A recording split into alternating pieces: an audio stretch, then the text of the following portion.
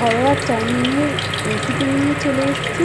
প্রথমে তেলটাকে গরম করে নিয়ে তাতে লঙ্কা ফোড়ন নিলাম, তারপর ক্যাপসিকাম, গাজর, পেঁয়াজ কুচিয়ে নিলাম, তারপর চাউমিনটাকে সেদ্ধ করে নিয়ে ওই গরম তেলেতে ক্যাপসিকাম, পেঁয়াজ, গাজর কুচিটাকে ভেজে নিলাম। ভালো করে ফ্রাই হয়ে গেলে 2 মিনিটের মতন ফ্রাই করে নিয়ে ওতে সোয়া সস, সস আর চিলি সস দিয়ে চাউমিনটাকে দিয়ে আর নুন পরিমাণ মতন আর চাউমিন মশলা দিয়ে এটাকে ভালো করে নেড়ে ছেড়ে নামিয়ে নিলাম।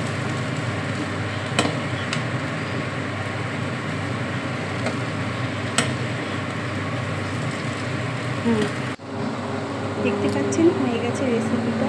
কীরকম দেখতে হয়েছে, ভালো লাগলে অবশ্যই শেয়ার করবেন।